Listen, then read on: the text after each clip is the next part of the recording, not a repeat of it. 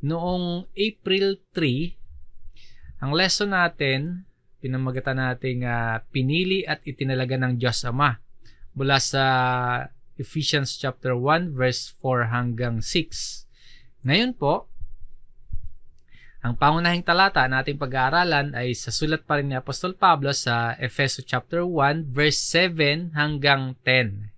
Tinubos ng anak o tinubos ni Jesus at ang paghahayag ng karunungan ng Diyos. Ang mga version ng Biblia na ating gagamitin sa Tagalog po ay ang Bagong ang Biblia at sa English ay New King James Version. Ang layunin po ng ating pag-aaral ay para mas ma-realize natin kung gaano kalaki yung pagpapalang tinanggap natin mula sa Diyos. Sa pag-aaral natin sa bahagi ng sulat na ito ni Apostol Pablo, nawa po matulungan tayo na maipaalala sa atin na tayo ay pinagpala ng Diyos. Dahil po sa kabila ng nararanasan nating blessings mula sa Diyos, marami sa atin hindi laging nare-realize kung gaano kalaki at kung gaano karaming pagpapala ang tinanggap natin mula sa Diyos. Ang tinutukoy nating pagpapala, mga kapatid, yung spiritual na pagpapala. May ilan sa atin na para bang nakukulangan pagkaminsan o kaya pakiramdam parang pinagkakaitan. Kaya yung iba nagrereklamo sa Diyos, kini-question ang Diyos.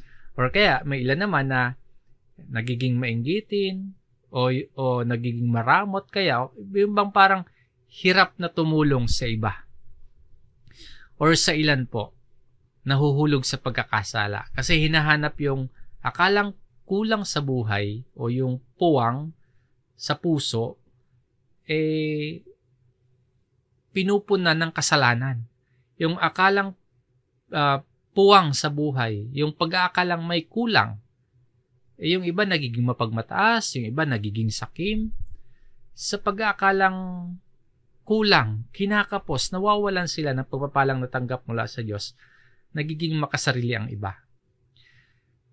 Kung mauunawaan lamang natin kung gaano kalaki at kung gaano karami yung pagpapalang tinanggap natin mula sa Diyos na nakaugat sa pakikipag-isa natin kay Jesus, magre-resulta po yan sa atin at gagawin tayo nitong mapagpakumbaba.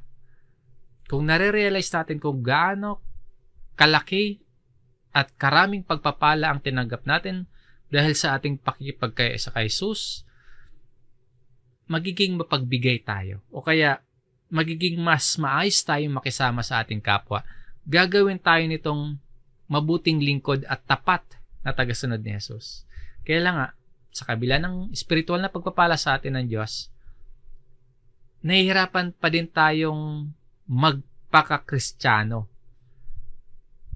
Kaya po kailangan ulit-ulitin sa atin yung mga ganitong mga paalala, yung ganitong mga aralin na ang taong nakipag-isa kay Kristo, na ang mga taong na kay Kristo ay dumadaloy po ang pagpapala ng Diyos. Balikan natin saglit yung nakaraang napag-aralan natin sa verse 4 hanggang 6. Nakita natin yung dalawang pagpapala na gawa ng Amang Diyos. Una, yung pagpapala na pagpili sa atin ng Diyos. Sabi po sa verse 4, ayon sa pagkapili niya sa atin sa Kanya bago pa itinatag ang sanlibutan. Isang malaking pagpapalang espiritual ito sa atin. He chose us in Him before the foundation of the world. Bago pa man tayo likhain, bago pa man likhain ang lahat, wala man lang tayong katangian o kaya kwalifikasyon, ay pinili na tayo ng Diyos. Yan yung unang pagpapalang nakikita natin dito. Yung ikalawang pagpapala, nakakabitin po sa pagkapili sa atin ng Diyos. Yung blessing of adoption o yung pagkupkup sa atin ng Diyos para ituring niya tayong mga anak niya.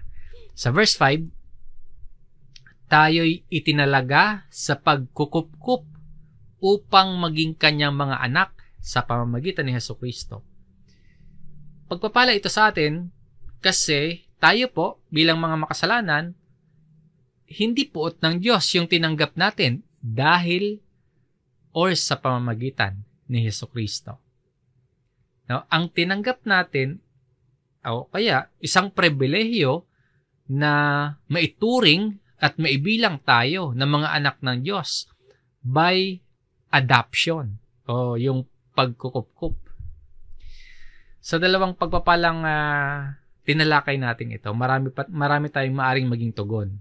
Pero yung binibigyang diin ni Pablo, in light of all these blessings, itong natalakay natin, actually yung mga susunod pang matatalakay natin, ng mga pagpapalang espiritual, ang layunin po ng Diyos sa una, pagkapili sa atin, at yung ikalawa, pagkukup-kup sa atin, ang layunin po, sinasabi dito sa verse 6, para sa ikapupuri ng kanyang maluwalhating biyaya.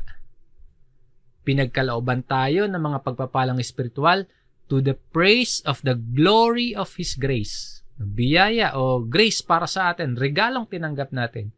Hindi natin pinagtrabahuhan, hindi natin deserving. Hindi tayo deserving. So, dalawang spiritual na pagpapala ang tinanggap natin mula sa Diyos. Ituloy po natin ang ating pag-aaral sa sulat na ito ni Apostle Paul sa mga taga-Efeso. At tingnan pa natin yung dalawa pang pagpapala na magbubunga ng patuloy nating pagpupuri sa maluwalhating biyaya ng Diyos. Dito po, sa verse 7 hanggang 10 sa Ephesians chapter 1, ang makikita naman nating spiritual na pagpapala dito ay ang pagtubos ni Jesus at yung paghahayag ng karunungan o hiwaga ng kalooban ng Diyos. Muli, ang pagpapala ding ito, itong dalawang ito, o lahat ng spiritual na pagpapala mula sa Diyos na natanggap natin bilang mga mananampalataya ng Panginoong Hesus, nakakabit lahat yan kay Kristo. Kung wala si Kristo, kung hiwalay tayo kay Kristo, wala sa atin ang mga pagpapalang ito. Outside of Christ, hindi din natin mahanap ang mga pagpapalang ito.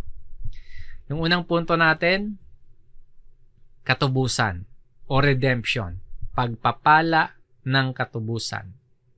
Basahin po natin yung verse 7 hanggang 8. Sa Kanya'y mayroon tayong katubusan sa pamamagitan ng Kanyang dugo, nakapatawaran ng ating mga kasalanan, ayon sa mga kayamanan ng Kanyang biyaya, na pinasagana niya sa atin sa lahat ng karunungan at pagkaunawa. Para mas maintindihan natin kung paano ito naging isang pagpapala at kung gaano kalaki ang pagpapalang ito. Subukan po nating sagutin mula sa mga talatang ito yung ilang mga katanungan. Question number 1, ano ang kahulugan ng pagtubos? Yung particular na imahe na ginamit dito ni Pablo para sa ginawa ni Kristo sa krus, yung ginawa na yun ng Panginoong Hesus, alang-alang sa atin, ay yung imahe na ginamit dito ni Pablo, katubusan o redemption.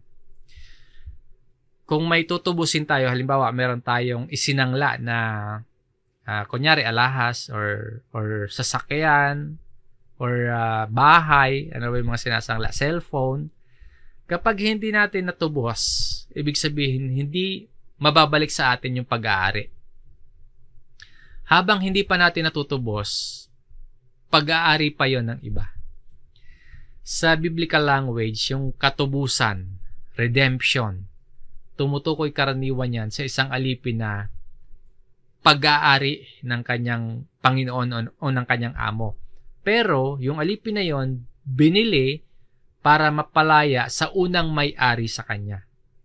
So, yung alipin na yon, binili o tinubos para maging pag-aari na nung bumili o tumubos sa kanya. So, yung katubusan o redemption, mapipicture natin yan sa Old Testament.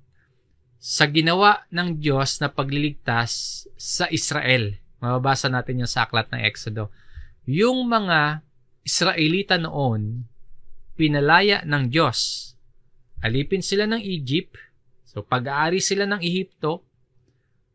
Pinalaya sila ng Diyos para maging pag-aari sila ng Diyos. Basahin natin itong verse 14 sa Exodus chapter 13.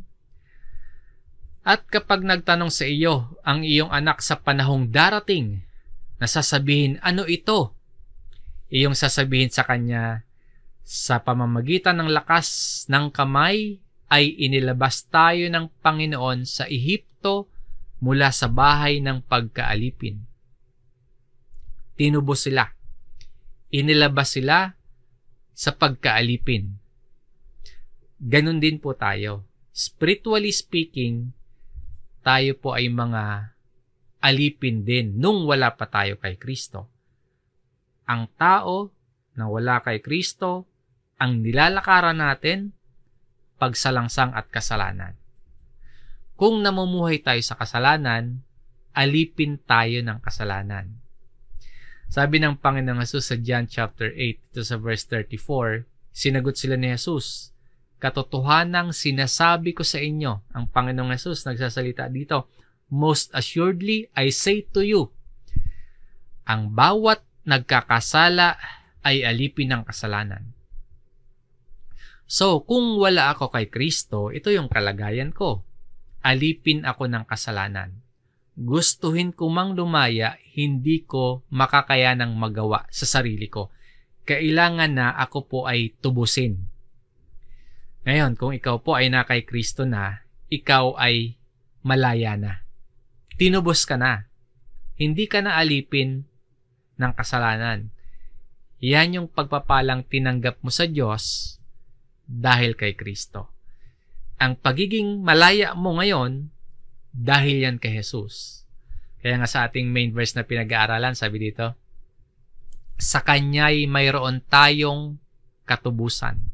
Pinalaya ka na. Nagpapatuloy yan at magpapatuloy na malaya ka. Ikaw na kay Kristo. Hindi ka na alipin ng kasalanan. Ang kinakailangang masunod sa buhay mo ay si Kristo na, hindi na yung kasalanan, yung Panginoon ng buhay mo. Sabi ni Pablo sa mga taga-Korinto, kayo ay hindi sa inyong sarili. Kayo ay binili sa isang halaga. Ano yung ipinambili? Ano yung ipinantubos sa atin para maging malaya tayo?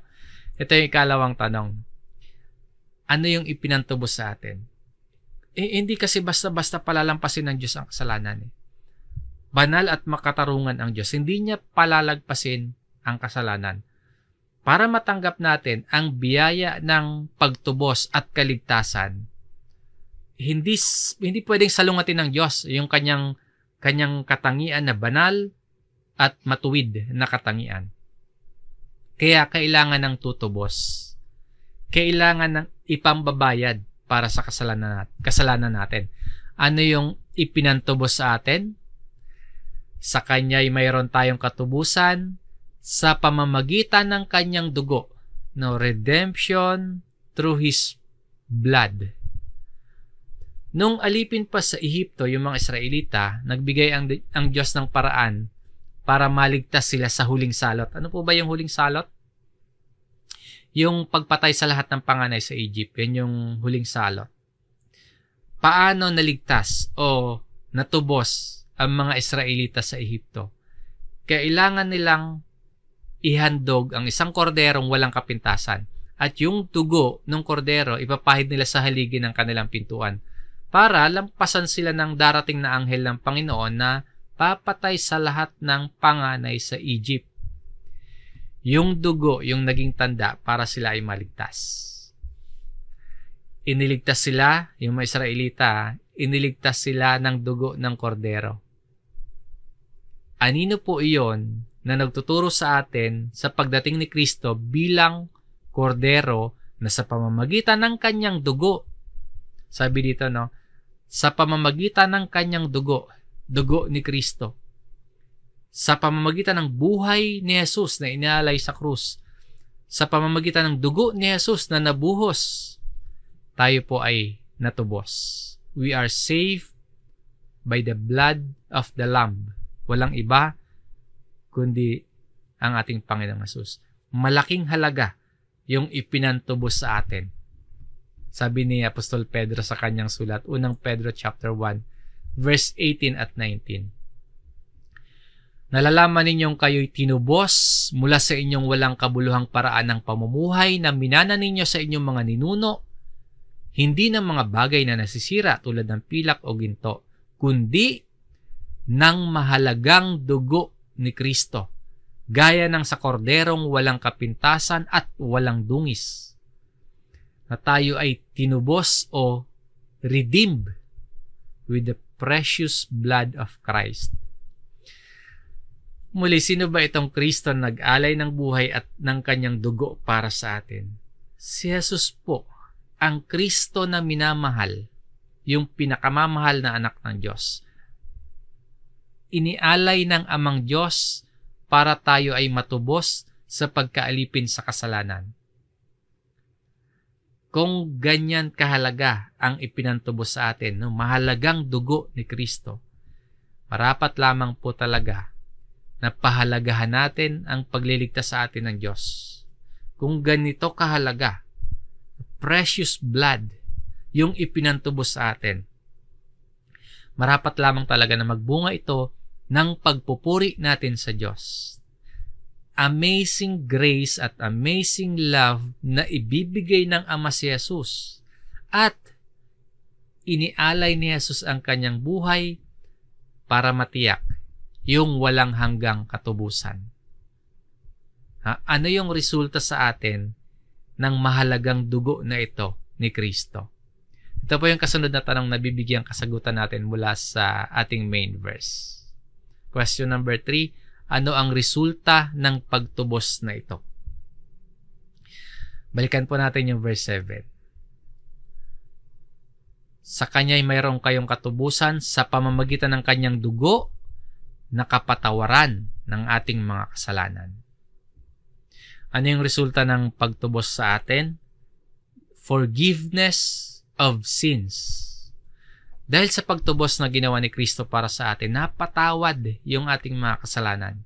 Magkaugnay po yung kapatawaran ng ating mga kasalanan at yung ating katubusan. Ganito din ang sinabi ni Pablo sa mga taga-Colosas. Basahin natin itong Colossians chapter 1, verse 14. Na sa Kanya, sa Panginoong Hesus ito, mayroon tayong katubusan na siyang kapatawaran ng mga kasalanan. So magkaugnay, redemption at forgiveness. Malaki yung utang natin sa Diyos eh. May pinapagawa sa atin, hindi natin ginawa. May hindi pinapagawa sa atin, pero yun naman yung ginagawa natin. So, malaki yung atraso natin sa Diyos. Kung ganyan na masuwayan tayo sa Diyos, hindi na tayo makakapagbayad, wala pa tayong kakayahang magbayad ng atraso natin sa Diyos, wala ni isa man sa atin yung makakabayad. Kailangan nating makita yung kalagayan natin yon, yung ganong kalagayan natin. Hopeless. Kailangang may tumubos sa atin.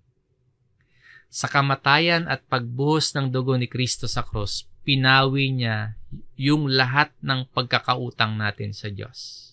Paano po? Sa krus, itinuring ng Diyos ang kanyang minamahal na anak na si Jesus na isang makasalanan. At tayo naman na sumasampalataya kay Kristo, tayo talaga yung totoong nagkasala, itinuring ng Diyos na matuwid. Hindi ba isang napakalaking pagpapala yung katubusan na bigay sa atin ni Kristo? Napakalaking pagpapala. Kasi ang sinasabi nga po ni Pablo sa ating main text, sa ating main verse, ayon sa mga kayamanan ng kanyang biyaya. Itong the riches of His grace, madalas hindi po ito na-appreciate ng mga tao. Obviously, yung kayamanan dito hindi tumutukoy sa pera. Ang nakay Kristo, ang pagpapalang natanggap ng mga nakay Kristo, spiritual wealth po ito. At yung spiritual wealth na yan, hindi yan maitutumba sa mga material wealth sa mundo. Kayamanan ng biyaya ng Diyos yung hina-highlight dito ni Pablo. Na yung wealth o riches of His grace. Sa chapter 2, verse 7, itong riches of His grace, hindi masukat na kayamanan ng biyaya sa kagandahang loob sa pamamagitan ni Kristo Jesus. Yan yung mababasa natin doon sa chapter 2, sa verse 7. Tinuturuan po tayo nito na makita natin o kaya po maging malaki yung pagtingin natin sa biyaya ng Diyos sa atin. Sa una pa lang, undeserving na tayo pero tinanggap natin. Kaya grace kaya biyaya. Pero minsan nga, ang tingin natin sa biyayang ito, kakaunti, o kaya kulang, o kaya pangkaraniwan lang. Kaya po kailangang paulit-ulit itong ituro sa atin, ipaalala sa atin, para makita natin ang kayamanan. Itong kayamanan na ito ay hindi kulang, kundi ito ay hindi masukat na kayamanan ng biyaya ng kagandahang loob sa atin ng Diyos. At sa verse 8, sabi pa, na pinasaganan niya sa atin. Sa Revised Tagalog Popular Version ng pinasaganan, na ibinigay sa atin. O sa ibang salin, yung Tagalog Popular, ipinadama sa atin. Noong wala tayong pag-asa, binigyan tayo ng napakalaking pag-asa. Kayamanan ng kanyang biyaya. Yung kayamanan ng kanyang biyaya na yon, sinasabi dito, pinasagana niya sa atin. Kung naunawaan natin ito, masasabi nga po nating sapat at higit pa si Jesus. Na ang taong na kay Kristo, nasa Kanya ang masagana at hindi masukat na biyaya ng Diyos. Bumuhos at biniyayaan tayo ng Diyos ng sobra-sobra. Pinasagana niya sa atin. At ang sabi pa dito, sa lahat ng karunungan at pagkaunawa. Yung pagpapasagana po ng Diyos ng kanyang biyaya sa atin, sa pagtubos na tinanggap natin, iyon ay ayon sa karunungan at pagkaunawa ng Diyos. Mula sa pagpili ng Diyos, kung sino yung ililigtas niya, spiritual blessing yun. Hanggang sa paglatag ng daan, hanggang sa kamatayan at muling pagkabuhay ni Kristo, lahat po yun ay ayon sa karunungan ng Diyos. Hindi yan parang nagpalabonotan yung Diyos, tapos randomly namili siya kung sino lang yung maliligtas. Hindi po ganun. Yung bang tsumamba. Yung pagmamahal at gawa ng Diyos na pagliligtas sa atin, nakaplano po yan na mabuti. Ayon po yan sa karunungan ng Diyos. Ibig sabihin, hindi yan aksidente na iniligtas ka. Hindi natsambahan na iniligtas ka. Kundi pinasagana ng Diyos ang biyaya niya sa iyo at yung kagandahang loob niya sa iyo ayon sa lahat ng karunungan. Napakabuti sa atin ng Diyos. Kasi hindi tayo karapat-dapat. Pero kahit hindi tayo karapat-dapat,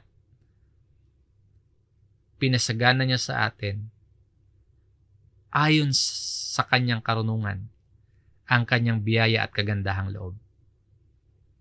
So ganyan dapat natin nakikita kung gaano kalaki yung pagpapalang tinanggap natin sa pagtubos ni Kristo sa atin. So yung pagpapalang spiritual sa atin sa verse 7 at 8, katubusan o pagtubos. Punta naman tayo ngayon sa kasunod na spiritual na pagpapala na binabanggit pa ni Apostol Pablo. Sa ikalawang punto ng ating aralin, pahayag o revelation. May nais ipaalam sa atin ng Diyos. May kaalaman na nais ipaalam ang Diyos sa atin. So kung babalikan natin yung nauna nating pag-aral sa bahagi ng sulat na ito ni Apostle Paul sa Ephesians chapter 1, nakita natin yung pagpapalang spiritual tulad ng pagpili, pagkukupkup. At ngayon po, yung pagtubos o redemption. Dito naman, paghahayag ng karunungan o pagpapalang spiritual na revelation.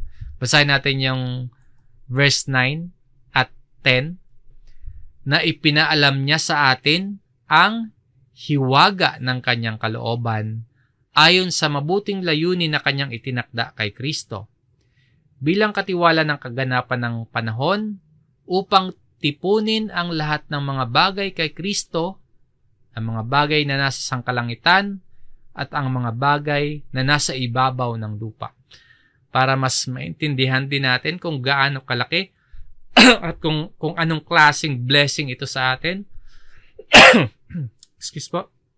Subukan din nating sagutin mula sa mga talatang ito yung ilang mga tanong. Unang tanong, ano ang ipinaalam sa atin ng Diyos? May pinapaalam sa atin ng Diyos. Hindi natin ito malalaman kung hindi ito ipahahayag sa atin ng Diyos. Malaki ang pagpapala sa atin ng Diyos. Pero, baliwala kung hindi natin nalalaman ang pagpapalang ito. Ano po ba yung naisipalam sa atin ng Diyos? Basahin natin ulit yung verse 9. Na ipinaalam niya sa atin ang hiwaga ng kanyang kalooban. Yung sinasabing mystery o hiwaga dito, hindi ito yung para bang imposibleng malaman. Kundi yung mystery dito, ito yung nakatago dati.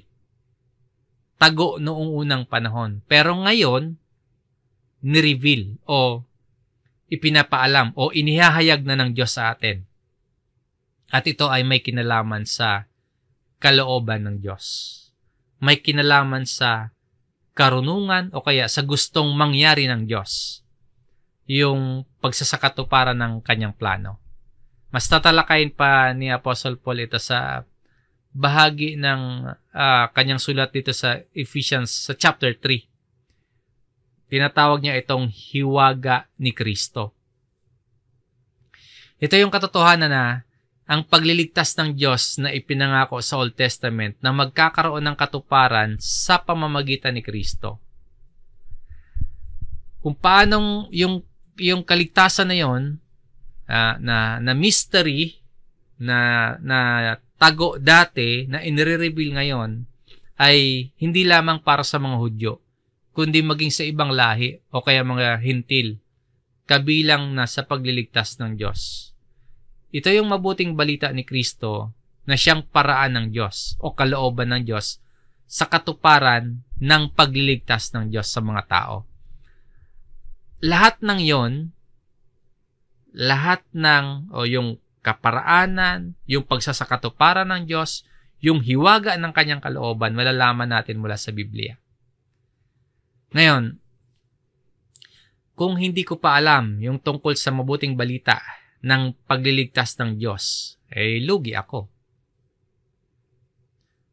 Kung nalalaman mo naman yung katotohanan, yung kalooban, yung mabuting balita ng kaligtasan, at ikaw po ay naniniwala sa Ebanghelyo na ipinapaalam sa iyo ng Diyos sa pamamagitan ng Biblia, napakalaking biyaya na malaman mo yung hiwaga na yan ng kalooban ng Diyos. Malaking pribilehiyo na malaman at maunawaan mo itong mystery of His will. Mga Kristiyano po, mga tunay na mananampalataya lamang yung nakakaunawa, nakakaalam o ipinahayagan ng hiwaga na yan. So kung meron kang alam, spiritual blessing yan para sa'yo. Bakit ikaw alam mo, pero yung iba hindi alam? Dahil ba meron kang special na katangian? Bakit ikaw alam mo? Yung iba hindi nila alam kasi kakaiba ka sa iba? Hindi po. Walang kakaibang katangian sa'yo. At hindi dahil sa sarili mo kung bakit ipinaalam ito ng Diyos sa'yo, yung hiwaga ng kanyang kalooban. Ito yung kalawang tanong na sasagutin natin. Ano ang nag-udyok sa Diyos na ipaalam sa atin ang hiwaga ng kanyang kalooban? Kung hindi naman pala dahil special tayo o kaya kakaiba tayo sa iba, ano nga yung nag-udyok sa Diyos na ipaalam sa atin ang hiwagang ito? Sabi ni Pablo sa verse 9, ayon sa mabuting layunin na kanyang itinakda kay Kristo. No? Ipinahayag, ni-reveal sa atin yung hiwaga ng kanyang kalooban according to His good pleasure. Wala sa atin. Itong naka-highlight, katapat ito, parallel ito sa verse 5 na yung pagpili sa atin ng Diyos at ang pagkukupkup sa atin para maging mga anak niya ng Diyos ay according to the good pleasure of His will. Dito sinasabi po ni Pablo, ipinapaalam sa atin ng Diyos yung kanyang plano at kung paano isasakatuparan ang pagliligtas niya sa atin, hindi dahil special tayo sa iba. Hindi dahil mas marunong tayo sa iba. Hindi dahil mas deserving tayo kumpara sa iba. Ipinapaalam sa atin ang hiwaga ng kanyang kalooban, ang plano at pagsasakatuparan ng pagliligtas niya sa atin. Ipinapaalam yon hindi dahil mapapatunayan natin na mas masunurin tayo kumpara sa iba. Hindi sa anumang meron tayo at sa gawa natin. Hindi po. Ipinaalam sa atin ang hiwaga ng kanyang kalooban, yung redemptive purpose ng Diyos, yung pagliligtas ng Diyos. Walang ibang dahilan kundi ayon lamang ito sa sariling kagustuhan at kabutihan ng Diyos. At lahat po in Christ. Ang plano ng Diyos kung paano tayo tutubusin, kung paano ipapaalam sa atin ang kailangan nating malaman para maging tagatanggap tayo ng pagtubos, hindi pwedeng hiwalay kay Kristo. Yung ating katubusan at ang kapahayagan ng plano ng pagtubos ng Diyos sa atin, hindi mangyayari kung tayo po ay hiwalay kay Jesus. Ganyan kahalaga si Kristo sa plano ng Diyos. Sa buhay ng bawat isa, ganyan kahalaga si Kristo. At maging sa pagkatamo ng buhay na walang hanggan. Ngayon, dito sa bahagi ng main verse na ating pinag-aaralan, ano yung hiwaga ng kalooban ng Diyos? Maraming pwedeng sabihin tungkol sa kung ano itong hiwaga ng kalooban ng Diyos. Sa chapter 3 nga, marami pang sasabihin si Apostle Paul tungkol dito. Pero tingnan muna natin kung ano itong nakalagay sa last verse ng main text na pinag-aaralan natin ngayon. Ito yung plano o layunin o ito yung kalooban. Sa verse 10, bilang katiwala, dispensation. Stewardship. Kaya sa ang bagong ang Biblia, yung dispensation ay katiwala. Tumutukoy ito sa pangangasiwa ng Diyos na sa kanyang karunungan, sa karunungan at kapangyarihan ng Diyos, isinasaayos niya ang lahat para maganap o para maisakatuparan ang layunin ng kanyang pagtubos. Sabi pa dito, bilang katiwala ng kaganapan ng panahon, of the fullness of the times, tumutukoy sa itinakdang oras ng Diyos para isakatuparan yung kanyang layunin, yung pagtubos, yung pagliligtas. So, hindi ito aksidente. Ito po ay plano. Ang pagdating ni Kristo, ang sakripisyo at kamatayan ni Jesus sa krus, yung muling pagbabalik ni Kristo, lahat po yan nasa plano at layunin ng Diyos. At ano yung gusto ng Diyos na mangyari sa dulo ng kasaysayan? Sa pagpapatuloy po ng talata, upang tipunin ang lahat ng mga bagay kay Kristo. Ang mga bagay na nasa sangkalangitan at ang mga bagay na nasa ibabaw ng lupa. No? Upang tipunin lahat ng mga bagay. Yung mga bagay sa sangkalangitan at sa ibabaw ng lupa. He might gather together in one all things in Christ. Sa ibang salin, unite all things in Christ. Yung all things, ibig sabihin, yung lahat ng bagay, hindi lang tayo mga tao, kundi lahat ng nilikha, lahat ng sangnilikha, titipunin kay Kristo. Meron kasing disorder eh. Kaya i-gather, kaya i-unite kasi merong pagkasira, merong disconnection. Yung disconnection na yan, yung disorder na yan, yung pagkasira na yan, hindi lang sa buhay natin, hindi lang sa loob ng bahay natin, hindi lang sa paligid natin, hindi lang sa bansa natin, kundi sa buong mundo o sa buong sangnilikha. Kaya all things. Kaya dumating si Kristo at muling babalik si Kristo to make all things right upang tipunin ang lahat ng mga bagay kay Kristo. Si Jesus, at dahil kay Jesus, mangyayari ito. Sabi ni Pablo sa mga taga-Colossus, basahin natin itong Colossians chapter 1, verse 20. At sa pamamagitan niya, sa pamamagitan ng Panginoong Jesus, ay pagkasunduin ng Diyos sa kanyang sarili ang lahat ng mga bagay, sa lupa man o sa langit, na ginagawa ang kapayapaan sa pamamagitan ng dugo ng kanyang krus. Sa pamamagitan ni Jesus, pagkasunduin ng Diyos ang lahat ng mga bagay. Yung pagkakasundo o reconciliation, ang pagkakatipon, mangyayari lang ito sa pamamagitan ni Kristo, wala nang iba. Christ alone, sa pamamagitan niya, tanging kay Jesus. Gaano na ba kalaki at gaano na ba kalawak yung pagtingin natin kay Kristo at sa kanyang ginawa para sa atin? Baka kasi yung tingin lamang natin kay Jesus para magkaroon lamang tayo ng maayos at maunlad na buhay. Kaya tayo sumasampalataya kay Jesus, baka ang tingin natin para lamang sa mga bagay dito sa lupa. Baka hindi pa din natin nakikita yung pagpapalang espiritual mula sa dugo ni Jesus, na tayo po ay pinagkasundo sa Diyos. Nawa po ay pagkalooban tayo ng Diyos ng paningin na makita natin kung gaano kalaki at kung gaano kalawak itong pagpapala ng katubusan at kapahayagan sa atin ng hiwaga ng kalooban ng Diyos sa pamamagitan ni Kristo. Anong mga pagbabago ang dapat mangyari sa atin mula sa mga pagpapalang ito? Yung pagpapalang pagtubos at pagpapalang paghahayag sa atin ng hiwaga ng Diyos. Yan po ay hindi lamang tungkol sa malaman natin o paniwalaan natin ito. Dapat po nating suriin yung ating mga sarili kung ano ba yung epekto ng mga pagpapalang ito sa buhay natin. Dapat po hindi lang natin yan alam. Yung naunawaan natin na pagpapalang yan, dapat may epekto sa buhay natin. Paano natin isasabuhay yung mga pagpapalang tinanggap natin mula sa Diyos? Ano ngayon kung alam natin?